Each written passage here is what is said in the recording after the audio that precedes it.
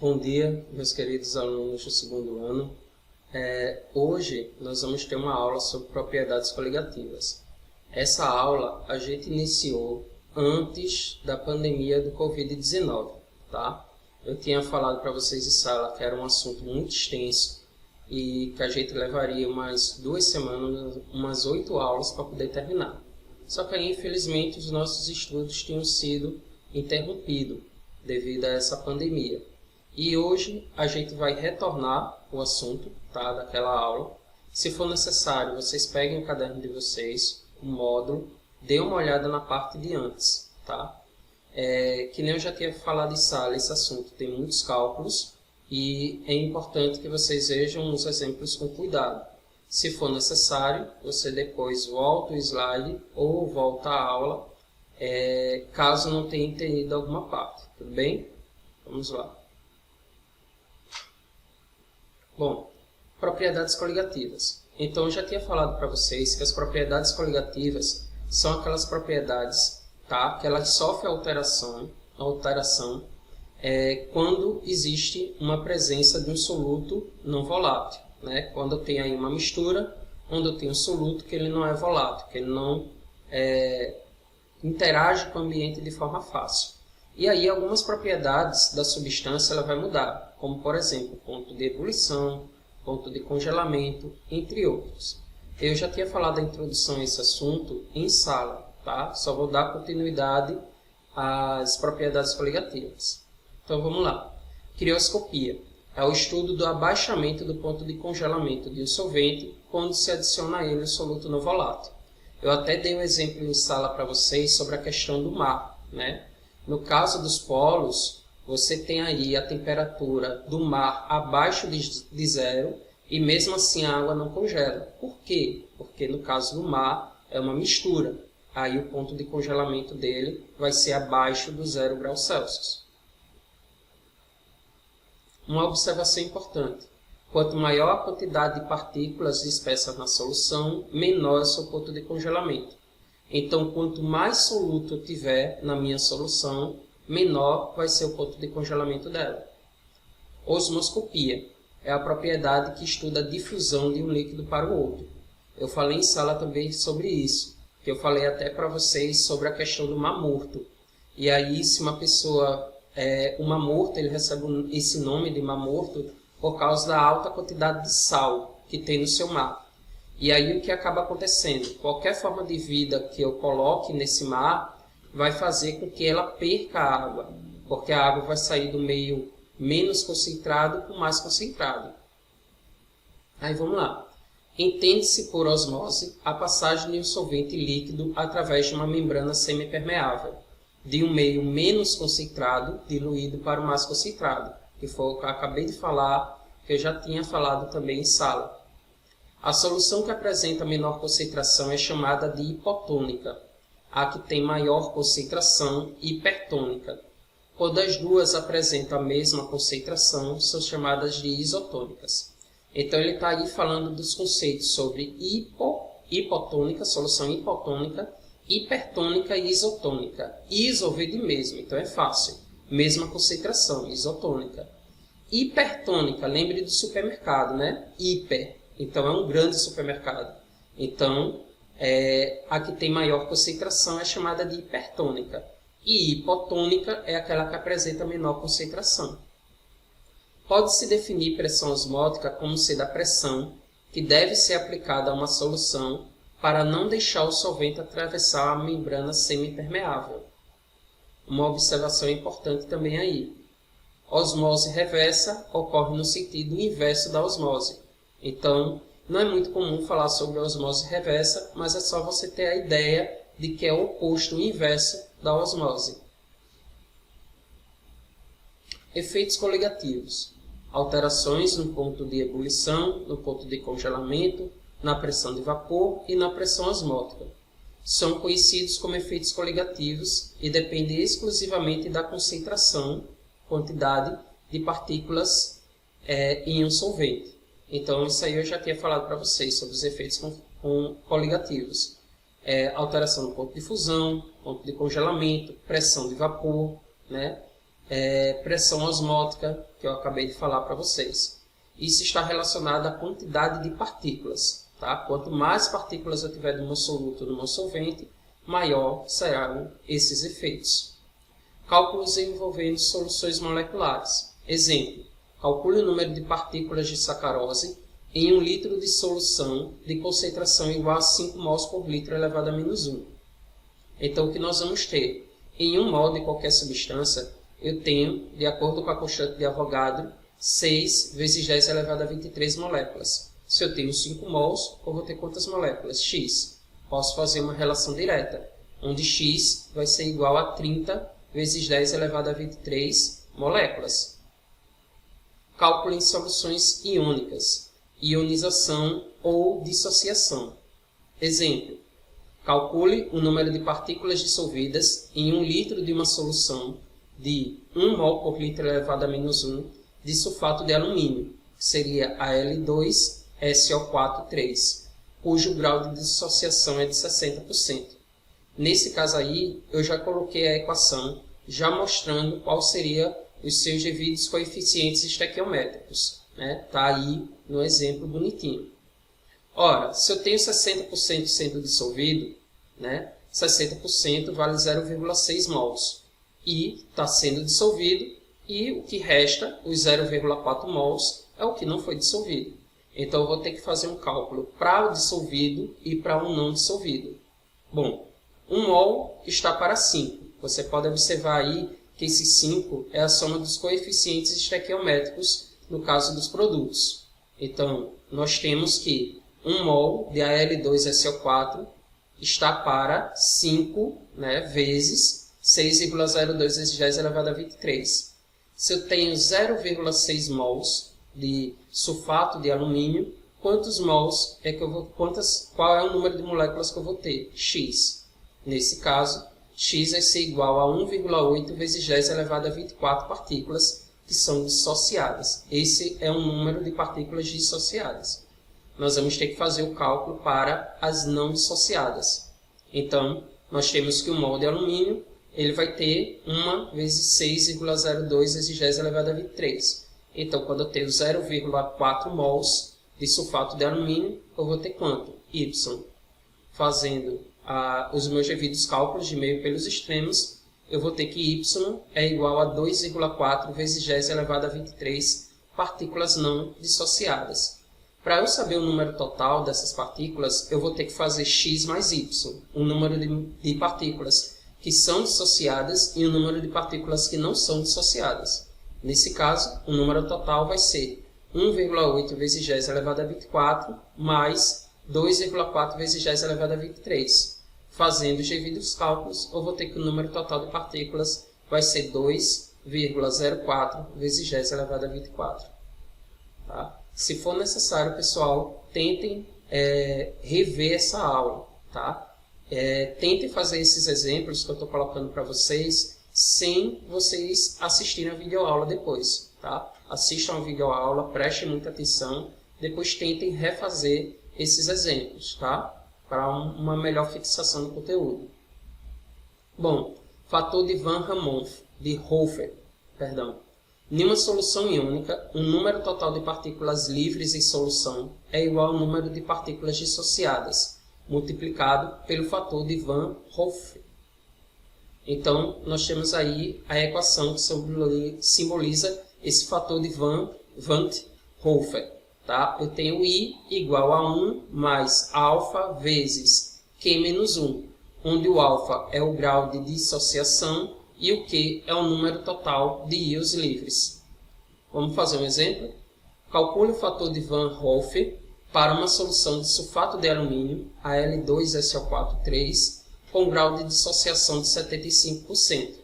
Então, já coloquei aí a equação devidamente balanceada, mostrando cada um dos seus íons, tá, livres. Nós vamos ter que Q vai ser igual a 2 mais 3, tá? Que eu estou calculando aí o número total de íons livres, 2 do Al, e 3 do SO4. Então, vou ter que Q é igual a 5. Substituindo na minha expressão, I é igual a 1 mais alfa vezes Q menos 1. I vai ser igual a 1 mais alfa. Ele diz aí no caso da questão que é 75%, então é 75 dividido por 100, que dá 0,75, vezes Q, que foi igual a 5, menos 1. Fazendo os devidos cálculos, eu vou ter que I é igual a 4. Lei de Howlett, perdão, é um inglês que não é tão fluente. O abaixamento da pressão de vapor provocada pela adição do soluto não volátil pode ser calculado por meio da lei de Howlett, que apresenta a seguinte expressão. Bom, eu tenho aí a expressão ΔP dividido por P ao quadrado é igual a kT em quilogramas vezes W, que W seria a molalidade. E o que é a molalidade para a química? A molalidade, eu coloquei aí onde W é igual a M1, a massa do soluto, dividido pela massa molar do soluto vezes a massa do meu solvente em quilogramas. Vamos fazer um exemplo? Qual a variação da pressão de vapor do solvente em módulo, tá? Então vai ser um valor positivo, de uma solução que possui 18 gramas de glicose em 80 gramas de água a 40 graus Celsius. Dados. Considere a pressão de vapor da água a 40 graus Celsius como sendo 55,3 milímetros de mercúrio, a massa molar da água sendo 18 gramas por mol elevado a menos 1. Substituindo os devidos valores na expressão, nós vamos ter ΔP sobre, dividido por P ao quadrado, vai ser igual a kT vezes, eu substituí aí a fórmula da molalidade, massa do meu soluto dividido pela massa molar do meu soluto vezes a massa do meu solvente em quilogramas. Substituindo os devidos valores, nós vamos ter ΔP dividido por P ao quadrado, que vai ser aí a minha pressão, que é 55,3, vai ser igual ao kT, que vale 0,018 kg por mol elevado a menos 1, vezes o cálculo da molalidade, massa do meu soluto, 18, dividido pela massa molar do meu soluto, que é 180, vezes a massa do meu solvente, que é 0,08 kg. Fazendo os devidos cálculos, nós vamos ter ΔP sobre, dividido por 55,3, vai ser igual a 0,324 dividido por 14,4.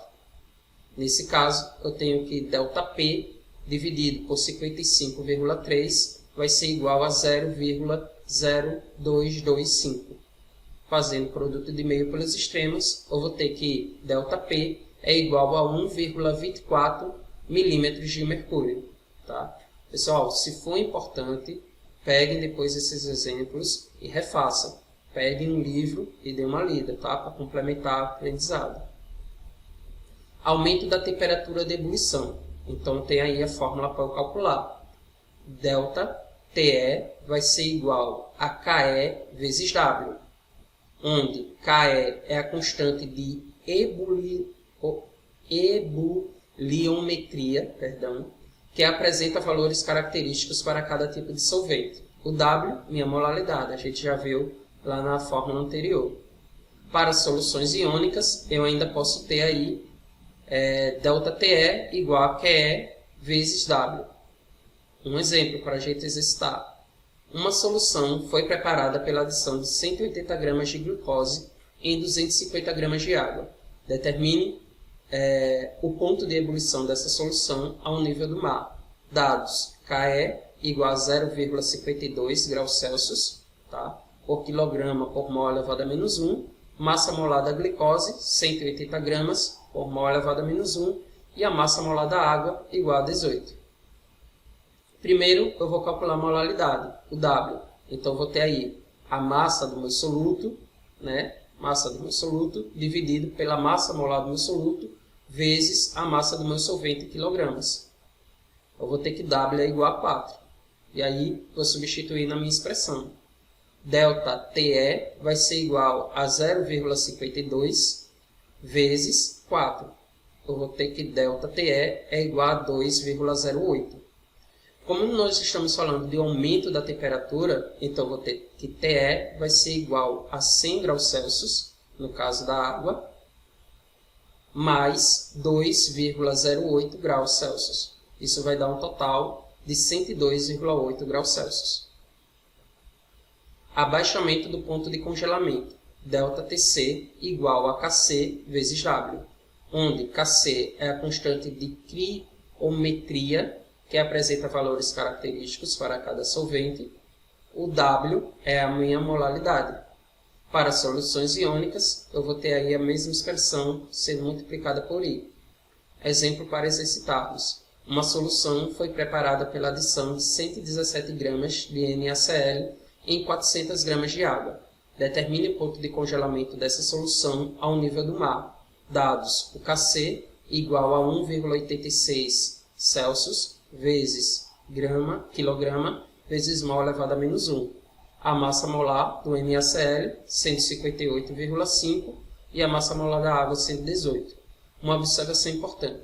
Como na questão ele está trabalhando aí com 117 gramas de NaCl, eu já posso ver que isso é 2 vezes a minha massa molar. Tá? Se você pegar a massa molar e multiplicar por 2, você vai ver que vai dar 117. Isso vai ser muito importante nessa questão. Vou calcular minha molaridade, né? 117 dividido por 58,5 vezes 0,4, né? Converter em quilogramas. Eu vou ter que W é igual a 5. Substituindo na minha expressão, ΔTc vai ser igual a Kc vezes W. ΔTc é igual a 1,86 Celsius quilograma por mol elevado a menos 1 vezes 5 mol quilograma elevado a menos 1. Fazendo as devidas multiplicações, eu vou ter que ΔTc é igual a 9,3. Só que aí vem aquilo que eu tinha falado. Como eu tenho 2 vezes a massa molar do NaCl, que isso dá 117, eu vou ter que esse 9,3 ele vai ser multiplicado por 2, que aí vai dar 18,6. Perdão aí que ficou 2 vezes 93, é 2 vezes 9,3, que vai ser igual a 18,6 graus Celsius. Logo, como a crioscopia estuda o abaixamento, então eu vou ter que a minha temperatura em Celsius vai ser igual a 0 Celsius menos 18,6 graus Celsius. Isso vai me dar menos 18,6 graus Celsius. Por fim, pressão osmótica. Estudo o aumento da pressão osmótica das soluções. Para isso, eu tenho uma formulazinha também. Π é igual a molaridade vezes R vezes T, onde π é a pressão osmótica em atm ou mmHg, milímetros de mercúrio. M é a concentração em mol por litro elevado a menos 1. O R é uma constante, vale 0,082 atm ou 62,3 atm, tá? Se for um ou outro, pode ser utilizado. E a temperatura tem que ser dada em Kelvin. Vamos para um exemplo. Considere uma solução com concentração de 0,30 mol vezes litro elevado a menos 1 de glicose utilizada em processos de osmose em um local cuja temperatura é de 25 graus Celsius. Qual a pressão osmótica exercida? Pessoal, basta eu substituir os valores na minha expressão.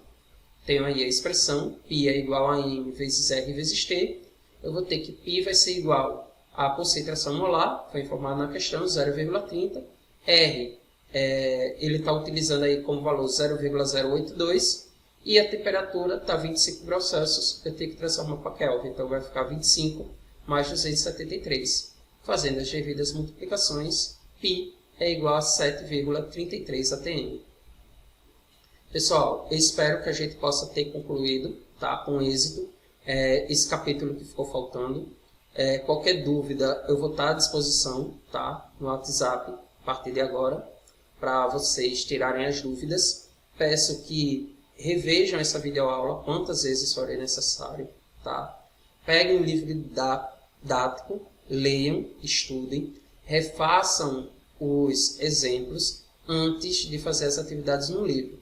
Eu sei que são muitas fórmulas, são muitos cálculos, mas são bem simples. Se vocês se dedicarem, e eu sei que vocês vão se dedicar, né? Vocês são uma turma excepcional, são uns espartanos e espartanas, sei que vocês vão conseguir. Qualquer coisa, estarei à disposição de vocês. Até a próxima aula. Tchau.